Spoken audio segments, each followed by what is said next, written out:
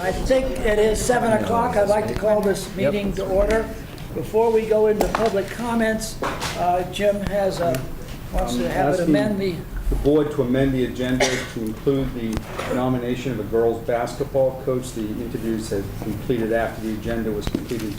The athletic director, Tim Brown, has asked if you could consider including this in the agenda tonight so that they can get the coach to work. So you would need to make a motion to amend it to include the nomination of girls' basketball. So moved. Do you have a second? Second. Okay, and we'll put it under education, so just so we'll do it there. Dave, okay with you?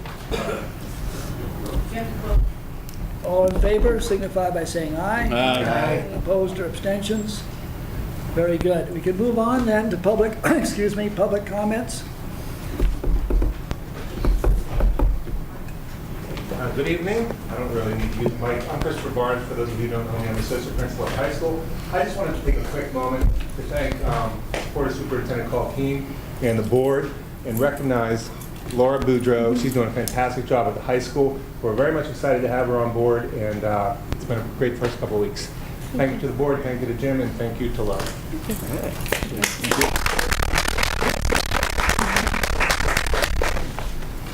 Hello, my name is Jeff Grimshaw. I'm a resident here in Bennington. I have an outfit, a digital video and information outfit called Southern Vermont Today. We focus on Bennington and the South Shire and the North Shire, bringing all the good stuff that happens in this town and beyond to about 6,000 likes in our area and even way beyond our area. Question for you guys: how many of you have been to a Mount Anthony football game this year? I could use you out there. Two. You know they're winning for a change. They're winning. They're 2-1, and it's great. And the players run onto the field, and the band plays, and then at halftime, and you hear the fight song when they score, and then in halftime you hear the band. Wait, there's no band. How many people here know that there's no band? No band this year. No marching band. Right. How did that happen? Well, I asked some questions. And I get questions like, well, it's block scheduling. Well, the kids aren't just interested. So if you take those kind of responses, there's one of two problems, or two, or both. One, there's some kind of impediment from letting kids play and perform, and kids who may not be as athletically inclined, but they still learn discipline, commitment, winning, losing, spirit of competition. That's all been denied this year. And that plays out as these kids try and go to college. They can't play in marching bands because they don't have that experience. They go and audition, they don't have that experience. So band is both an export device. We export part of ourselves and our town to other towns when the kids march or they play competitions. We don't have that export anymore. It's also an import device that if I'm looking at Bennington for relocation, I say, yeah, I got a couple of kids who want to be in the band. Oh, we don't have a band. Sorry. Oh, we'll look elsewhere. So the question is, what are we doing? How did this happen? And what are we going to do about it? So I implore the board, we have a gaping hole in this area.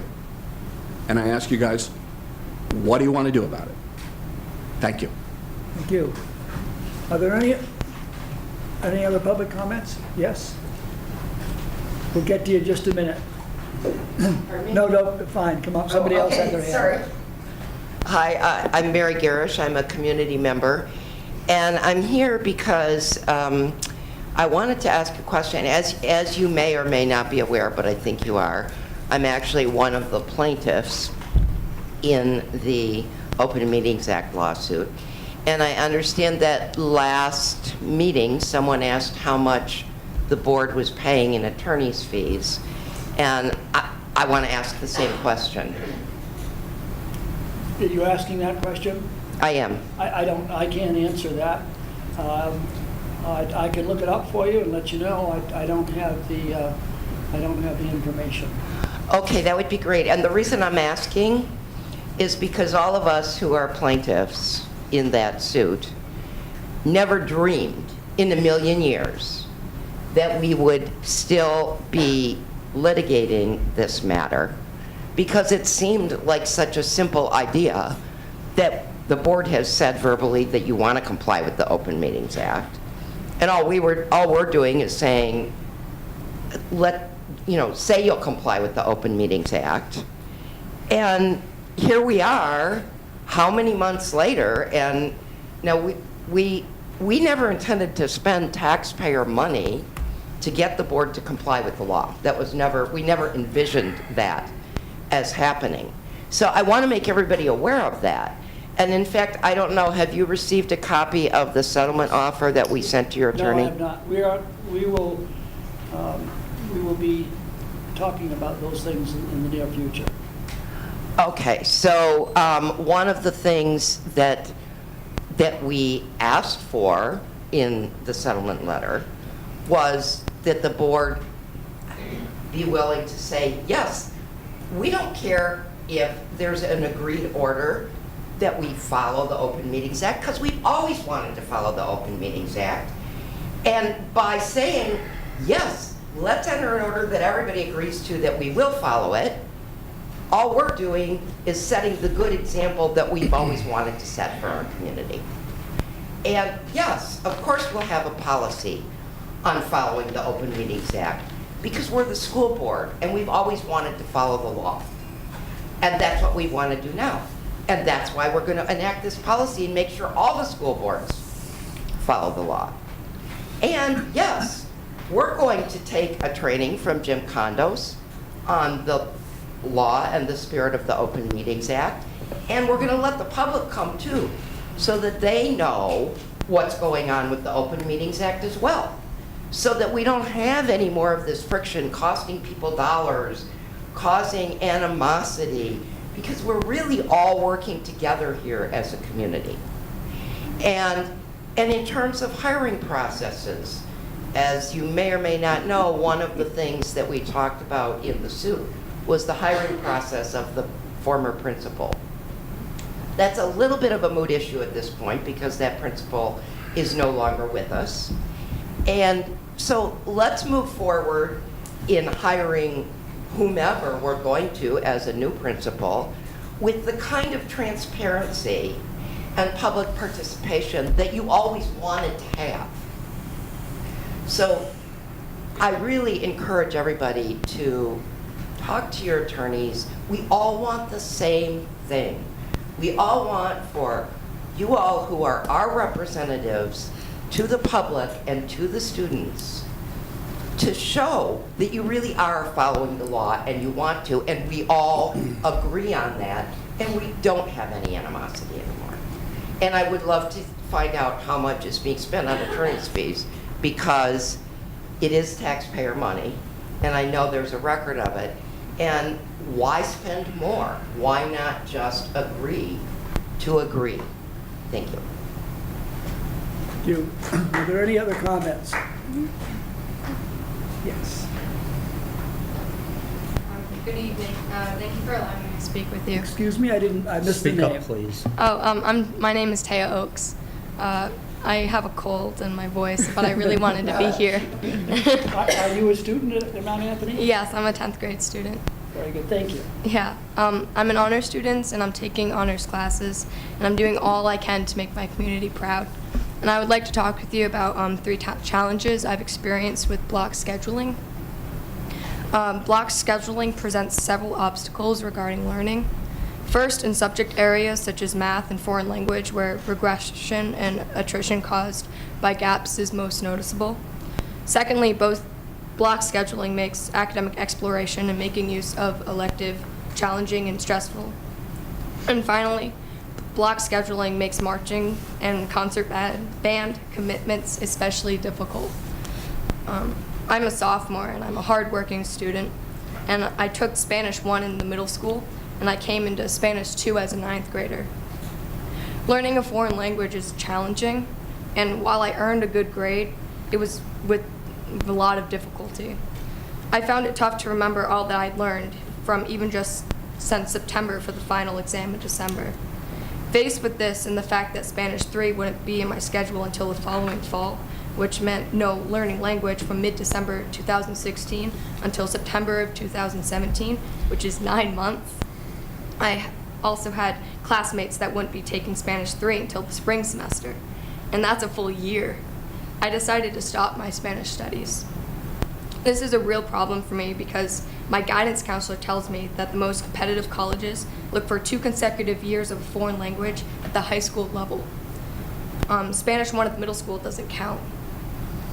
Similarly, I took an honors math class my first semester of high school, and I enjoyed the class and I did well. Last semester, my schedule didn't have a math class, and I had already taken my math class for my 9th grade year. However, this semester I've been struggling. In an honors math class, time isn't taken for review, and I'm working to solve problems with strategies I recognize, but I don't remember. Again, the last time I had a math class was December 2016, which was 9 months ago.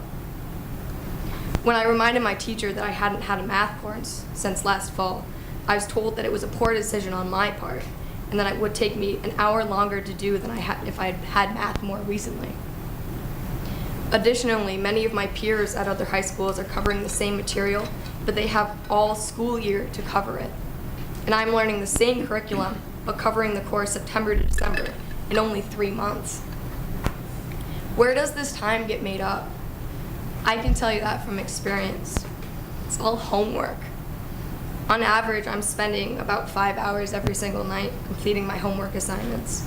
I get to school around 7:15 and I leave around 5:30 after practice. After dinner with my family and then homework, I get to bed around midnight. I don't need to tell you that that isn't a recipe for health, happiness, or academic success. On to my next point. High school should be a time of exploration. That's what electives are for. Last year, as a freshman, many upperclassmen were invited to speak to me and my peers. They all emphasized taking time to explore and try new things, taking classes at the CDC, enroll in chorus or band. However, my experience with block scheduling showing me that there isn't much room for exploration. Last year, I took a computer programming class in order to meet the technology credit requirement. And to my surprise, I really, really loved it. I even won an award at the end of class awards night, and I'd never studied computer programming before. I got really excited about it. I wanted to enroll in a follow-up programming class. However, because of the block scheduling, classes are only offered every once in a while, and I'd have to wait 2 years before the next class was offered again. 2 years. In order to be ready for the next class, I had the option of trying to study myself over the summer, taking the next class on my own, so that I could enroll in a continuous study of computer programming. But I had just turned 15 years old in June. As I was a 14 last week student over the summer, it turns out I'm not so great at teaching myself computer programming, so I'm not enrolled in that class this fall. That was pretty much it for me studying computer programming in high school. When you're faced with only having 4 classes and the pressure of needing to take and do well in requirements, not just graduation requirements, but what competitive colleges expects, it limits your options. I don't have 7 or 8 slots to fill each day with room to explore. I only have 4. Which brings me to my most important point, band. I'm a band student. I've been a band student since the 4th grade. Band is my home. Similar to athletes, band is the place where I learn discipline, where I learn the value of hard work, where I can see slow progress over time. Band is where I learn teamwork and leadership and how practice pays off. Band is where I learn to take and follow direction, where I learn to work as a part of large and small groups, where I learn to shine as a soloist, and where I learn to support the greater whole. Band is where I find my people and where they can find me. 4 years of band is a requirement for students that might want to major in music, in the same way that 4 years of math and science is a requirement for an engineer, or 4 years of any other interest is important for that focus. I don't know what I want to major in yet. I'm only a sophomore. I do know, however, that the band isn't marching at football games anymore. I do know that as a freshman flute player, I sat 2nd chair last year, and the 1st chair was a very talented sophomore. And I know that when I talk to my friends about why the band is so small, while some may talk about disliking marching in the uniforms, the vast majority say, I can't fit it in my schedule. Because they have such limited choices, an AP science class or band, a math class or band, band doesn't win in that decision. Making contests for college-bound students and block scheduling doesn't allow for the choices and flexibility that should be part of the high school experience.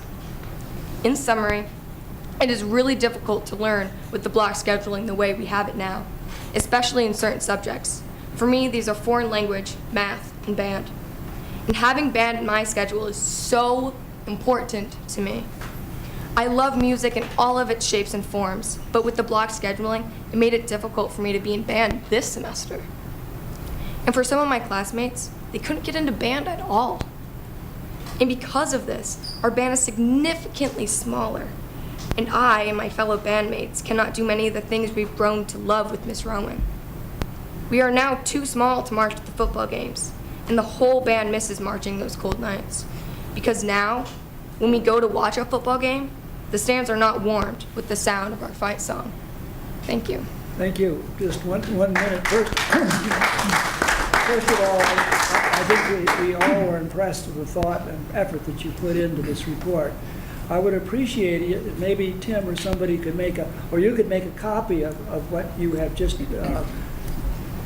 explained to us, read to us, and certainly pass it on to the principal at the high school and maybe also to the head of our education committee, Dave, and Donna, maybe you could get a copy too from Laura, however. But anyway, you brought up some interesting points. I certainly don't feel as if this is the proper time to answer them. But I can tell you that what you've brought up is of major concern of all of us, and we will be looking at some ways to open some doors to you that aren't open right now. So I'd just like to leave it at that, and I want to thank you very much for putting the time and effort to bring this to our attention. Thank you, I appreciate it. Laura, Dave, would you be sure that you get a copy of that somehow or other? Yeah, I'd like to see it too. We can follow on through. Are there any, excuse me, are there any other public comments? Okay, we can move on then to the treasurer's report. We need a motion. Fran? So moved. Have a second? Second. Any discussion? All those in favor signify by saying aye. Aye. Opposed or abstentions? Very good. The next budget, the 2018 tuition agreement. It was in the packet. I think that it doesn't really vary much from what it was last year. I didn't really compare them, so we need a motion to approve it. So moved. Have a second? Second. We have a second? Can we just, And that's Yeah. 15.5. Yeah, 15.5. Do we have any discussion on that? Just wanted to have somebody say aloud what the dollar number was. And I'm not going to be the one because I'm still trying to find it. Okay, it was 15.5, what was Okay. Fran? Yes. 15.5, something like that. Okay. 15,005. 15,500. Well, 15,500, yes. And that's essentially established by the state or other forces. I'm not really sure. Renee can- Laura, how is that established? No, Renee's gonna I mean, speak to Renee. It's a formula that we use when we're budgeting.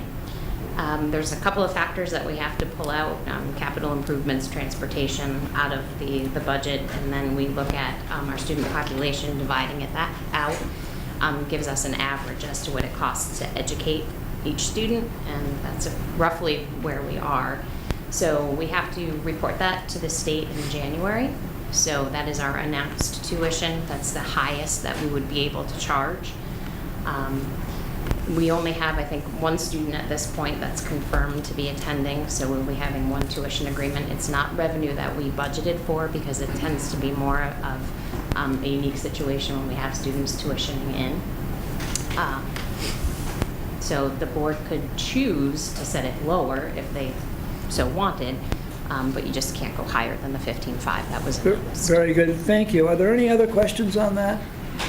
Are these students that are coming in from another district? Correct. Yeah. Okay. Are there any other questions? We have a motion on the floor. All those in favor of the motion to accept the $15,500 as the tuition for this academic year signify by saying aye. Aye. Opposed or abstentions? Very good. We can go on to the consent agenda. Have a motion to accept? I'll move it. Have a second? Second. Any discussion on any of the items? Could we remove the minutes from it because I wasn't at the last meeting? You could just abstain from it if you'd like, or... Well, I agree with everything in the consent agenda except for the minutes. I don't think it's appropriate to approve minutes of a meeting that I wasn't at, so that's why. I see. All right, we can certainly do that if you're uncomfortable with it. We will remove the minutes and then we'll vote on those separately. All in favor of the consent agenda minus the minutes signify by saying aye. Aye. Opposed or abstentions? Now, all in favor of the minutes signify by saying aye. Aye. Opposed or abstentions? I abstain. We have two. Richard, did you get those all right? Okay, we can move on then. Policies, none. Education. Dave, do you want to say something? Yes, but you wanted to... We wanted to do the cover basketball coach too. so- Okay, you wanted to do that first? Sure. Tim? Do you just want to explain the situation so we can move ahead? We opened up the varsity girls basketball position approximately 3 weeks ago when it was formally, when I got a letter of resignation from Dan Sleeman, the varsity girls basketball coach. He was resigning, so the position was posted. We had 3 applicants. We put a committee together of an administrator, a couple of teachers, a coach, school board member, and we had our interviews last night, and the committee selected the nomination that was sent last night, AJ Mahar, for varsity girls basketball coach. Because of the urgency of time, putting budgets together, ordering equipment, it's my hope that it could be voted on tonight as opposed to waiting another whole month where it would be in limbo. Does anybody have any questions for Tim on that? So, Tim, we don't have a nom form, but we don't have it for the other coaches either. Yeah, I did submit a non-form last Last night, I didn't see it until with a late this memo morning, to and I the was... board, hoping that it was possible it might be something that could be brought and delivered. Then I was going to submit the entire winter coaching nominations for the October meeting because it was still, given a month. Mhm. I have it electronically. Right, we've got it, but I don't want to do that. I'm sorry, anyway, I didn't really see it until around 12 o'clock, noon today, and obviously it wasn't enough time to get it out to everybody. Plus the fact that I really don't like to have last-minute decisions made. So what can we do to allow him to begin his duties as head girls basketball coach?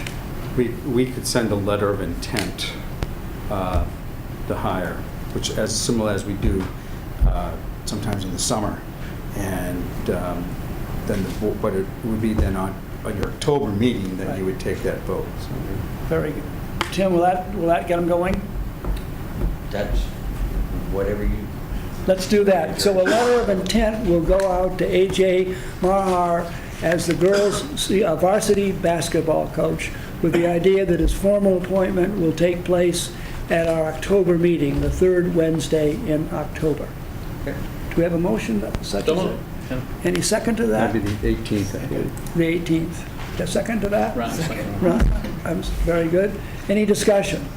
I have Yes. a question. Will delaying it a month interfere in any way with the scheduling of Yeah.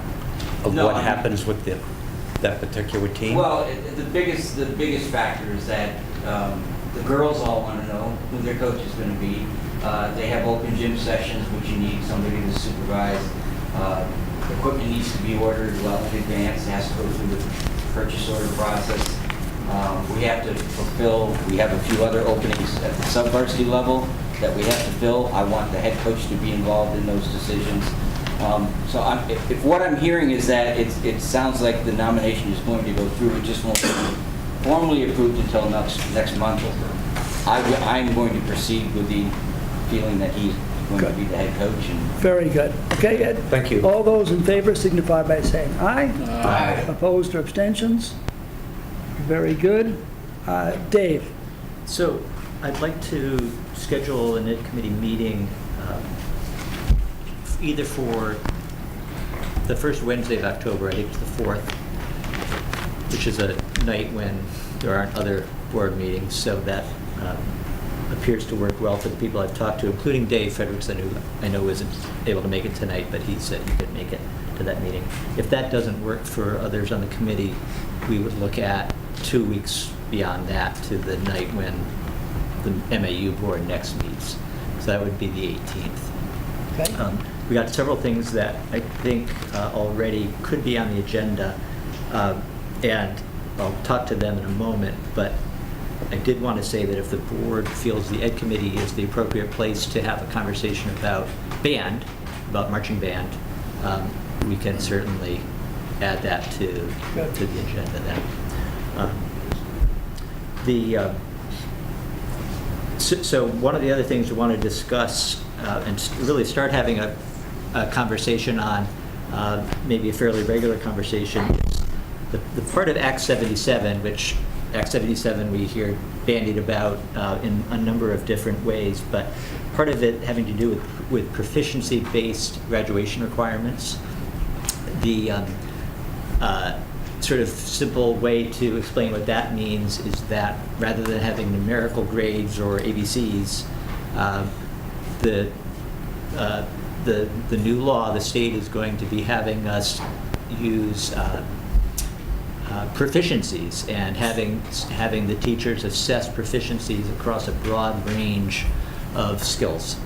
So it's going to be a big change, and we, as I understand it, are piloting this year in middle school, and you can speak to this, Tim, if you want, a program that might give us all some insight into what it's going to look like. So I was going to suggest that if you're available to attend the Ed Committee meeting, you can tell us a little bit more about what that pilot program looks like. So that's one agenda item.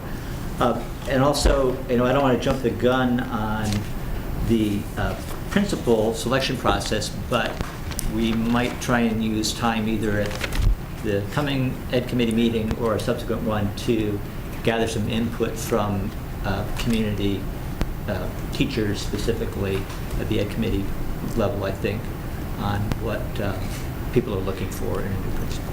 Very, very good.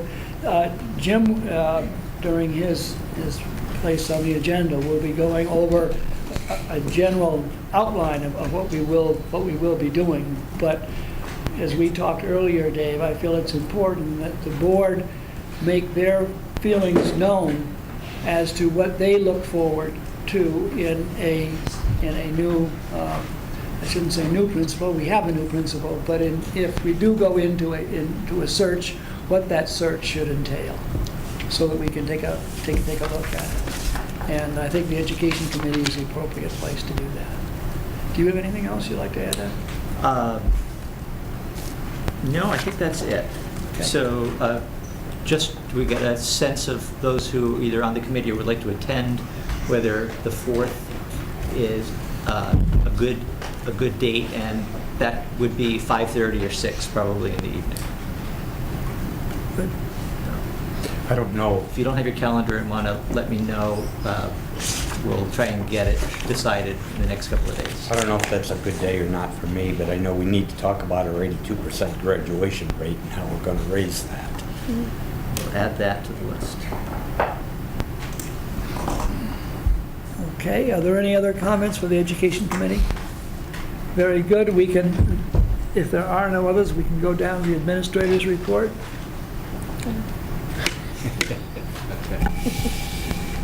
All right. So I apologize for the scratchy throat. It's going through the middle school and all the cool kids have it, so I'm going to try it myself. But the school year has been a busy start, and I hope I don't step on anything that Laura's going to speak to, so I'll try to keep it brief. The beginning of the school year, we were fortunate enough to offer some professional development to our teachers. We had two outstanding presenters come and join us for those opening days of September. One is Jen Stanchfield. She came and worked with us around how to use our advisory time more effectively.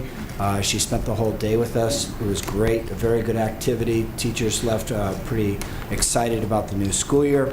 Advisory, for those who are wondering what is that exactly that, it's a period of time that we offer every day at the middle school. But what we have found is over time we've been doing PLP work there, we've been doing social skills work there. And we're kind of wandering away from the original purpose of advisory, which is to build a community. A smaller group of kiddos attached to one adult in the building to build that relationship that every kid needs to be successful in the school. So we appreciated Jen joining us. Actually recommended from the high school. She had worked previously at Mount Anthony Union High School, and Mike DeMeo, who now works with us, recommended her. So I appreciate that recommendation. It was a well-spent day. We also had an opportunity to have Dave Melnick, who was brought to the school district on the behalf of the district and was our presenter on our SVSU day in the blue seats. And Mr. Melnick came and joined us. He talked about the effects of trauma and what it has an impact on kids and their ability to learn in the classroom. And I have to say it was probably one of the more eye-opening days of professional development that I've attended in the last 10 years, and heard very positive feedback from both teachers and paraprofessional staff who were able to join us. So he will continue to work with us throughout the school year. He has a group within the middle school, and we're very excited to continue that work. It's very meaningful, especially since we do serve a population of students who have to deal with in their life, and it impacts their ability to participate in school. We've had a number of evenings. Ms. Boudreau and the central office crew have been in the middle school quite frequently over the last couple of weeks. On September 7th, White Rocks, which is a 7th grade team in this building, presented to its parents and family members the report card that they're going to be piloting this year, the Proficiency-Based report card. It was lightly attended, but I think we got a good start. It was a good practice run for us. We got very good feedback from the parents, some of whom are also high school parents, and actually some professionals from surrounding school districts, so that was a good evening. We talked a little bit about the origins of Act 77. We talked a little bit about how that's changing instruction, and probably most important for parents, we gave them a preview of what that report card is going to look like. So it was a good test run for us. We hosted our open house the next week on the 13th. We had a very large crowd on a very warm and sunny day, and as you are probably feeling in the building a little bit, it likes to hold its humidity. But we were impressed by the crowd, and it was nice to see folks come out. It's an opportunity to meet core team teachers, also to visit with Unifieds. It is not a parent-teacher conference night that folks are probably more familiar with at the elementary level. You could imagine 200, 250 folks in the building. You can't manage that. But it was a nice kind of getting back to seeing our families after a long summer. I mentioned that on the 7th we gave a kind of a test, a pilot of our pilot for standards-based grading. Last night, Laura and Mark Upright and Tracy Galley and Mike DeMeo and ever-present Melissa Senecal came back. We gave a presentation in this space to a slightly larger crowd of parents about the same topics. Act 77, what that looks like in the middle school this year. If you're a 7th grader, what's the impact? If you're an 8th grader, what's the impact? Got some really good feedback from parents, some good questions. A hot topic was, well, how will this impact my student when they're at the high school and are applying for college? The nice thing is that last night was the first of a series of conversations. We'll have another conversation in October, in November, and then we're going to take December off. We're going to come back in January, and specifically we're inviting representatives from some colleges to come and talk to families about what's proficiency look like. You know, how do you equate that to the way I went to school, which was you got an A, you got a B, you got a C. A lot of C's in my category, but that's okay. And so it was a good start. The next one is October 17th. It will be here. It's from 6:30 to 7:30. We run a very tight ship. It's about a 45-minute presentation, thanks to Ms. Boudreau. We do questions and answers. Important things for families, we offer babysitting. and we do offer snacks. So if that's what attracts you to a public meeting and a presentation, we welcome you to see us in October. There will be robocalls posting on the Facebook of the school. It did go home in a flyer for the summer mailing, so if folks are looking for that information, they can find it there. Today, we practiced our first delayed start to school. Kids arrived at the same time, but what we did, we spent the first hour working on our personalized learning plans across the board, grades 6, 7, and 8, working on kind of initial activities, and it was well spent. Got some very positive feedback from the faculty. For those who are new, we do this once a month, and usually it's a 90-minute delay, and usually the activities are geared specifically by grade. So what activity you're doing in the 6th grade does not look like what you're doing in the 7th grade, does not look like what you're doing in the 8th grade. This is the second year that we're doing it, and we feel like we have a pretty good program in place. There's a couple things in the future that before I see these folks again next month for our meeting, I'd like folks to know. On the 27th of this month, 7th graders will be doing a screening through the school nurse and our partners, the North Shaft Lions. We want to thank them for their volunteers and their time on that as part of our annual health screenings for kids. On October 6th, we'll be hosting our annual Harvest Festival. Hopefully we can pull that off this year. If folks were paying attention last year, we postponed it 3 times. It was like the automatic rainmaker. It was unbelievable. So we're looking forward to that. Safety Awareness Week is the week of October 10th through the 13th. I say that because we are going to have emergency response vehicles coming on campus every day, and inevitably someone calls concerned, what's going on at the middle school. It's all part of an educational effort for kids, keeping kids safe, and it's an annual opportunity.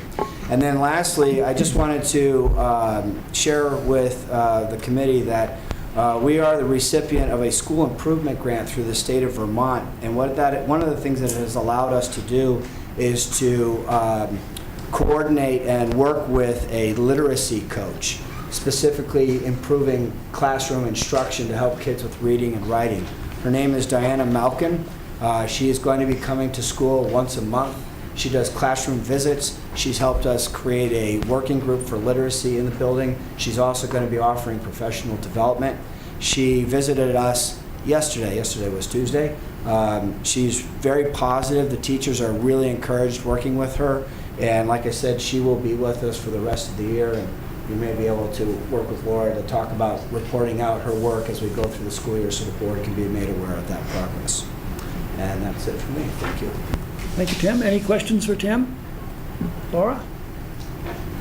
Thank you. So I wanted to start by sharing the letter that I sent home to families. I'm just going to pass this around. And I started my acting principalship at the high school sharing with families a little bit about myself. I shared that I'm a former student, parent, coach, and most recently the SVSU Director of Curriculum, and I have spent many hours supporting the high school, experiences that directly impact our students and our community. Prior to meeting with faculty and staff, we spent time reviewing the high school's core values and belief statement, and I look forward to helping the high school community continue to foster the wonderful experiences offered to our students.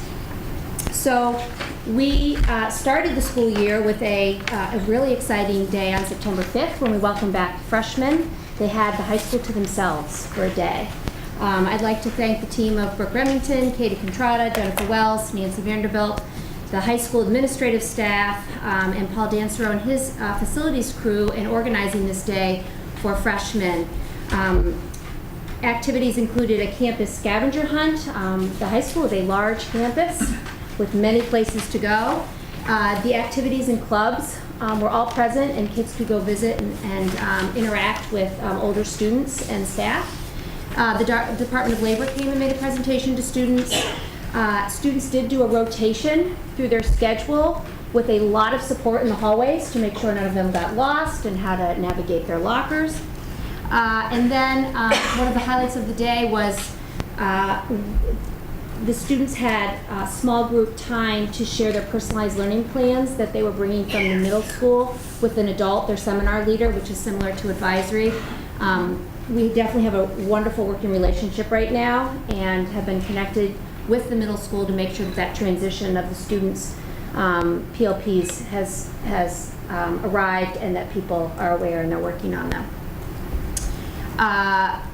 So then comes the focus of the year, and I'm so thankful to our administrative team, Mr. Barnes, and Mr. Barrio, and Tim Brown. Everyone's been lovely. And so we're staying focused on 2 goals, one of which Tim's already hit upon, which is proficiency-based learning system. Our focus right now at the high school is we have a personalized learning plan team, and we are ensuring that all students in grades 9 through 12 have a personalized learning plan that's in progress by November 30th. And starting next week, students will be in seminar, and they will have a similar platform to the middle school. Students will be in Google, creating a slide presentation. What the team has done at the high school is they've looked to create a developmental experience similar to the 6, 7, and 8 experience. So right now their templates look the same, but the experiences that we offer them through the year will look a little bit different as we help them focus in on career and college choices that they're thinking about. And so I've been very focused on that particular committee. Mr. Barnes is very focused on the multi-tiered systems of support aspect, and that team at the beginning of the year rolled out our behavior expectations: be respectful, be responsible, and show your best effort. And you'll see those if you enter the high school, hanging on the walls. New posters arrived today. That particular team has been working with staff and how to guide teachers in good first instruction of those skills. We're also supporting them with social emotional strategies as well.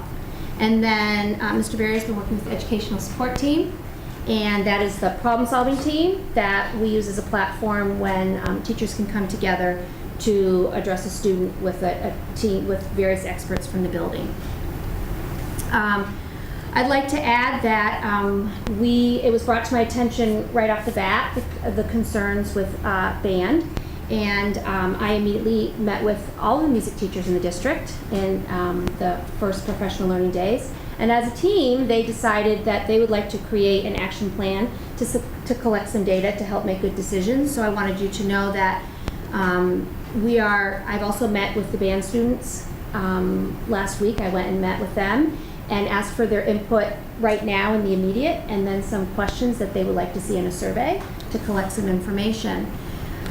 So we're looking forward to moving ahead. And again, I'd like to go back to that the middle and high school are working really closely as we build a proficiency-based learning system. It's been nice to have both staffs together for parent nights and information nights, and we look forward to sharing more with all of you. And we will have a student rep, hopefully by the next meeting. His name is Skylar Hoyt, and we will be moving forward and making sure that he's acclimated. We had I think he was here at our last meeting in years. The same individual, I can't remember what his name is. Yes, Skylar. Yes. It was a few meetings ago. A few meetings ago, whenever it was. But he still is going to be Yes. the student representative. Yes. Very good. Yes. Well, extend an official welcome to him, and we look forward to seeing him at our next meeting. Are there any questions for Laura? Not yet, but I'd like to see your survey on the band when it's ready. Yeah, we'll definitely report out how things are going. Yeah. I'm wondering if it's actually block scheduling that's the problem, or if there's some other issue that we haven't identified. Dave? Yeah, I was going to suggest, Laura, at the next meeting or whenever it's appropriate, if you could bring us a sample, do a little presentation on what you're asking the students to put together as far as the PLP. For the high school? Yeah. What yeah. their templates look like? Yeah. Sure. We hear about it, we talk about it, but seeing it from time to time is helpful. Sure. So you said, will the band be playing homecoming? I can't answer that. I don't know. That was a parent question. Yes. Tim? Marge has indicated that they are going to make every effort possible to have a... For those that are listening, for those that are listening and may not, and I'm certainly not fully aware of all the situations that have developed that made the necessity of the band not performing. But I've been told that the major reason was that we just didn't have the numbers to be able to put a band on the field. Tim, is that a oversimplification? No, I think Marty would be the best person to answer this question. But it was, you need numbers. You need numbers and you need instrumentation. Excuse me, I didn't hear that. You need numbers and you need instrumentation. Okay, so we had 2 low brass people. And as of the parade, we did the parade, Saturday parade, but I had to ask 4 people, either our professionals or former students to march with us. We could have a low brass. Sure. Well, as Laura and others have stated, we will be looking into it, and we'll be able to go into a little more detail, hopefully at our next meeting. Thank you very much. Thank you for showing up here, too. We appreciate it.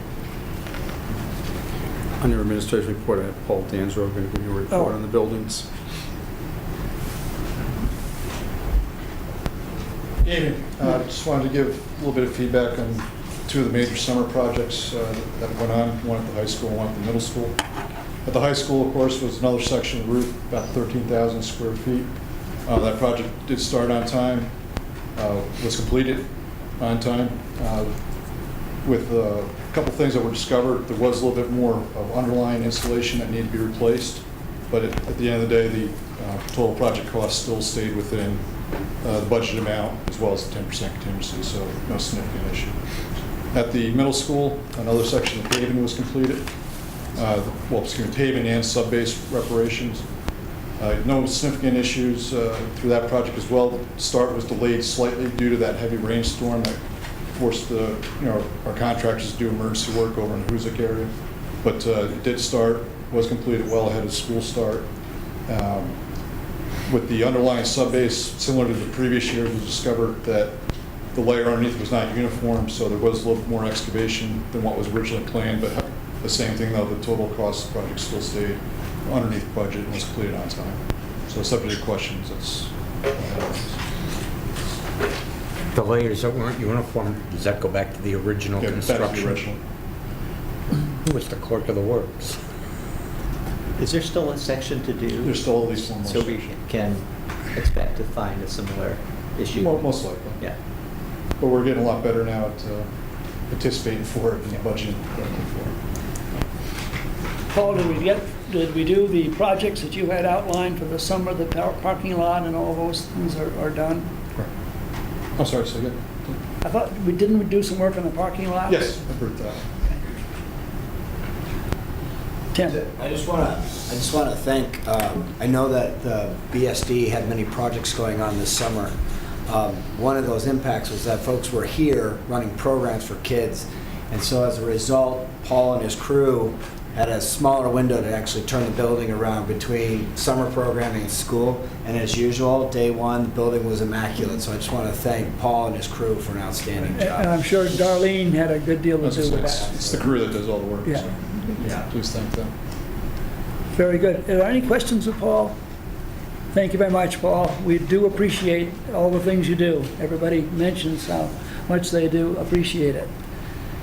Okay, student report, superintendent.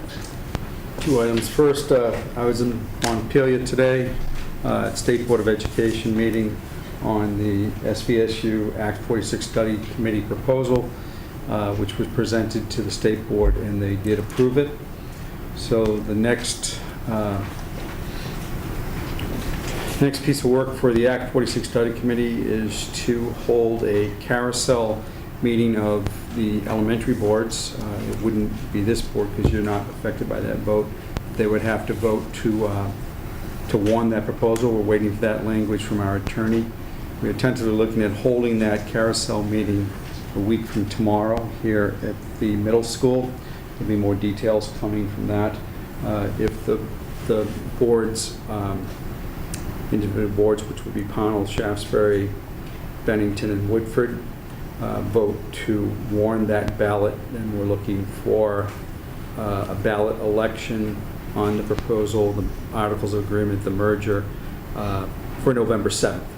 So there's a lot of work that has to happen before that, and I know there's, still, I'm not going to sit here and pretend that we have agreement with all boards, so stay tuned. We'll see what happens. If just so you know that how it works, if the majority of those boards vote to merge, then it moves forward. As long as Bennington votes to agree, Bennington has to, because they're listed in the Articles Agreement as a necessary school district, they have to vote positive for it, or the deal is off. And if the majority of the districts do not vote in a positive to move forward with the merger, then again the deal would be off. The incentives would be lost. So the Act 46 committee is putting a plan together on how they're going to get information out on that. We are really waiting to see what happened today with the state board. North Bennington does not, it's been ruled by the AIDS Education, North Bennington does not have to hold the vote. It would have the same impact as a no vote, so they don't have to have that, and the committee can move forward as long as they get the majority of the remaining. Principal search, Tim and I met last week as we put the agenda together. I have a copy for you of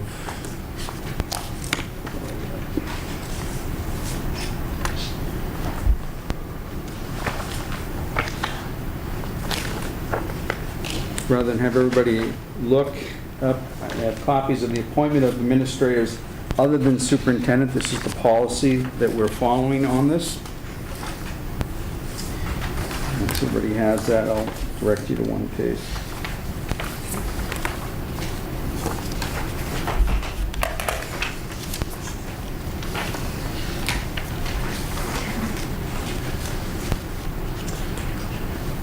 So, under the screening process, number 6B, the superintendent, in consultation with the board chair, will establish a screening and interview committee and process.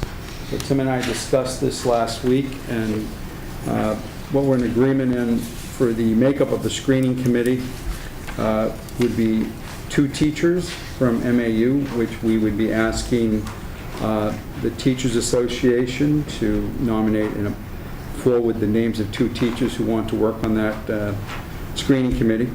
2 parents, which I spoke to Principal Laura Boudreau, so she is going to send out an email to all parents at the high school asking for volunteers and come up with a process from selecting from that for 2. Board Chair Tim Holbrook will solicit from board members who would like to be on that screening committee and then appoint 2 members to that. And I will appoint 1 administrator. The superintendent will appoint 1 administrator so that we keep it as an odd number on that screening committee rather than go 2, 2, 2, 2 and come out with 8. The proposed timeline for this is that during next week, members of the screening committee will be identified, and then we hope to have by the beginning of the first week of October, no later than the second week of October, the screening committee will meet to outline and review the process, including in that process the screening committee's option to hold public forums similar to how the Ed committee wants to have a meeting forum with teachers. The screening committee could do a forum with the public for input on what they would be looking for.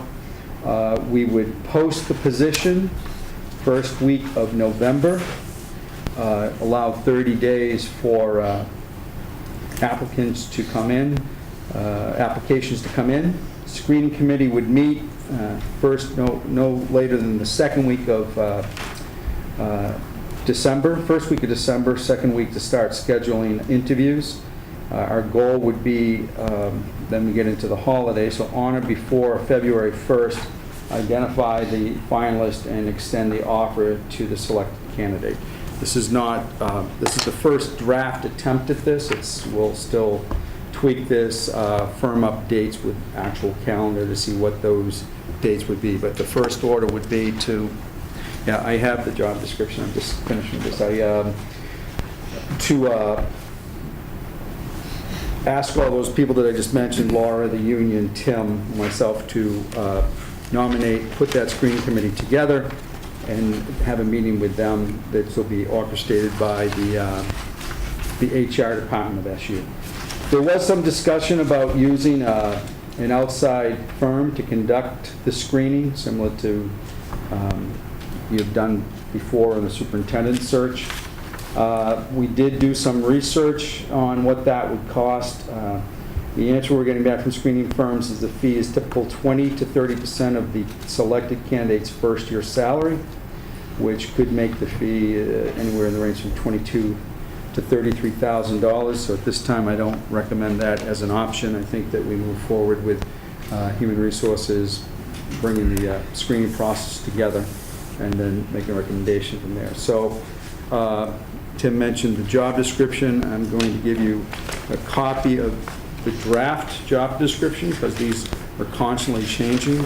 Like, you feel free to send either to HR or me an email of what you might want to see changed. The other thing that I have for you is a draft of the job posting with a job description included in that, job requirements, and what we're looking for there. So these are still in draft form, and what I'm asking for tonight, I'm soliciting your input, not here tonight, but feel free to get back to us on how you feel about these two documents and if there's any changes that you feel we should consider. Very good. Everybody should have 2 sheets of paper, and we encourage you to read them through. If you have any thoughts or additions or any other information that you feel should be included, be sure to send Jim or the Human Relations Department a note explaining what you would like to have discussed at more length. Or feel free to, if it's easier for you, mark this up that I gave you and send it in to us too. Sure, yes. Can you send these electronically, then I can mark them up? I can, we can send them electronically, yeah. Sure, very good, thanks.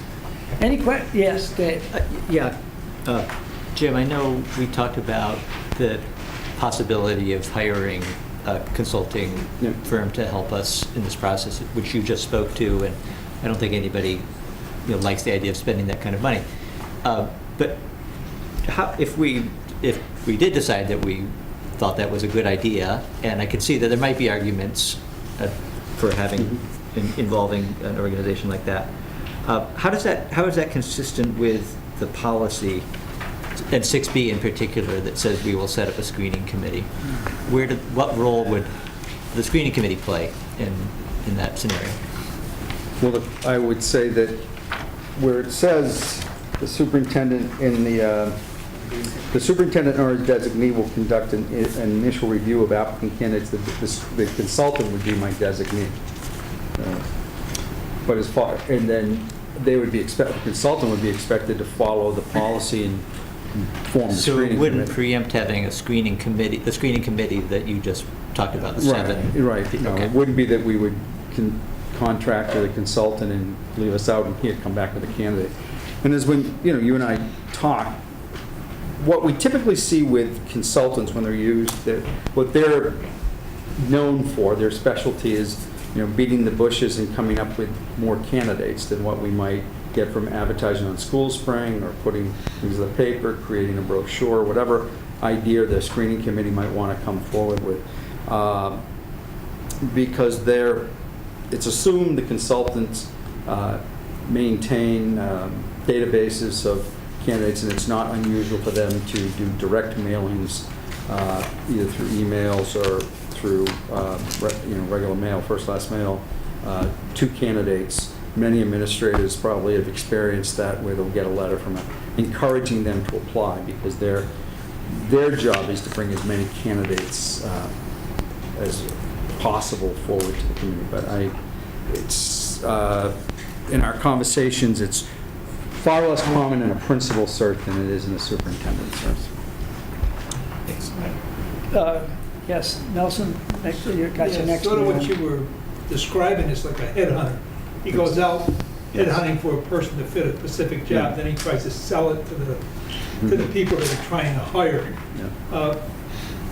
Sometimes you end up good with that, sometimes you don't, because really what they're looking for is to make their percentage.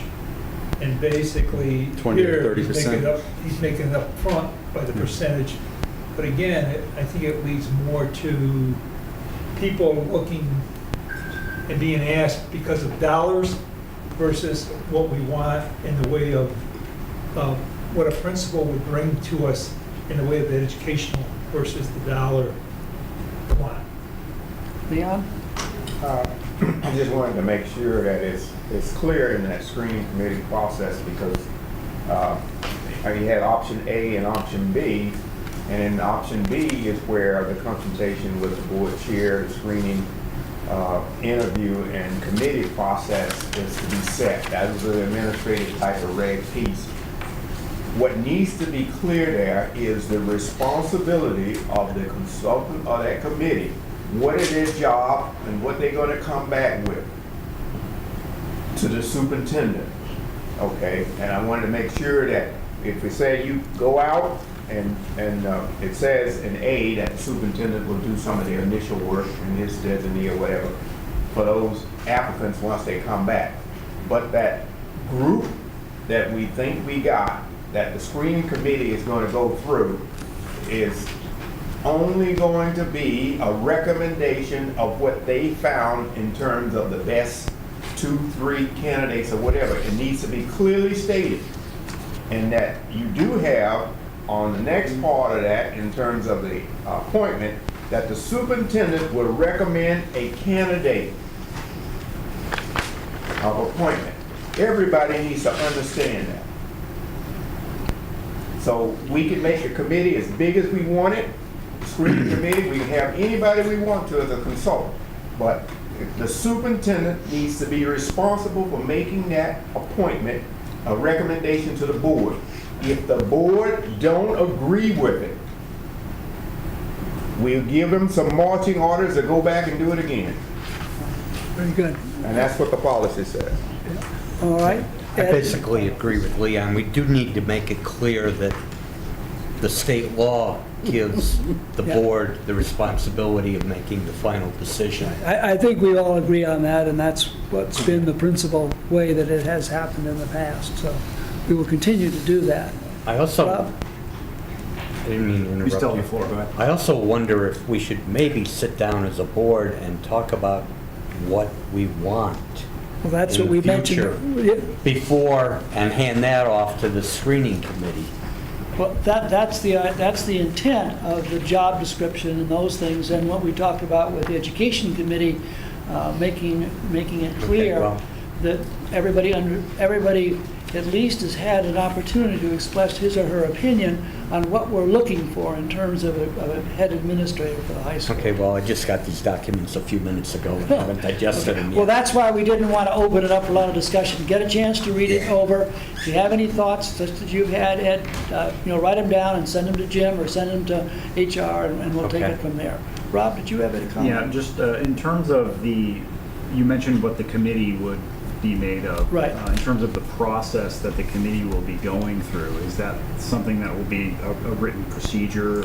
Yes. Right. HR is going to outline the procedure and Right. post it so that it is, and that kind of addresses what Ed's saying, or one else. So that would be our, in my discussions with the director of HR, that once this committee together, they'll be giving them their charge to the committee. Right. But make sure that it's clear and outlined in writing. So be sure if any, or whoever is interested in serving on that screening committee, it's a good deal of work. Those of you who have been through those things before know that it's a time-consuming and often difficult procedure to go through. Be sure to express those desires to me so that I know about it as before we name the committee. You could reach me by email or telephone, whatever makes sense. I'll volunteer for that. But just do it by email or telephone, and then I'll be sure I'll get it. I just want, Ed mentioned something, and he was talking about the responsibility. I think the job description that we have is not what I think he was asking. We have a responsibility to look at what is the need for this district in terms of the school and the type of individual that we want to put in place to get that done. Now, that's over and above the job description. And that's that we want to make sure this board have a candid discussion about what are the problems that we have in this district, who we going to put in here that we think need to probably get this done for us, and one of those probably will be the goals or some of the goals that we're going to say to the person that needs to happen. But we need to agree based on the findings we had in the paper coming out for the school, all these other problems, that we need to tack on some of those responsibilities out there to the person that's saying we're going to have these fixed. And that's part of this job that you're going to be taking. This board needs to come together to say that. I agree. Yeah, fine, but hopefully, Leon, we'll get some of those thoughts in writing here so that we can get a document ready that then we can review and tweak as we have more exact wording that would reflect, what you're saying and what has been said earlier. Oops. Okay, are there any other topics on this particular issue? Jim, are you? I'm done. No. Did you get a hold of Amanda? Totally. Okay, good. Sent her a text. All right. Go on then. I have nothing further except to ask those people that are interested in serving on the committee to let me know. Probably by email is the best way. You all have my email address. Let me know by email if you are interested. And once we get an indication of who is interested in doing it, we'll make the appointment and we'll move on from there. Okay. Are there any other issues to be brought before this board? If not, I've asked Rob to read the motion to go into executive session. Rob? Yeah, somehow I'm designated to be what's drafted by the attorney. So as permitted by 1 VSA section 313 sub A1E and sub A1F, the board is going to hold an executive session to meet with its attorney to discuss pending litigation in connection with the open meeting law and to hear and consider the attorney's advice. Premature general public knowledge of these confidential discussions with its attorney regarding the litigation that is ongoing would clearly place the board at a substantial disadvantage, particularly in the subject litigation. As permitted by 1 VSA section 313 sub B, the board invites 2 non-members, Superintendent Culkeen and its attorney, Amanda Lafferty, to attend this executive session. Therefore, I, Robert Plunkett, make a motion to consider both pending litigation to which the board is a party and confidential attorney-client communications made for the purpose of providing professional legal services to the board in executive session, and to invite James Culkeen and Amanda Lafferty to attend the executive session. I'll second the motion. Second. That's the longest motion I ever heard. Part of it was the discussion before the motion. Yeah. I should have flipped it over. We have a motion. Dave, did you have a question? You look like you're... All those in favor signify by saying aye. Aye. Opposed or abstentions? Very good, then we'll go into the conference. Are we coming back out to take action? No, we will not be.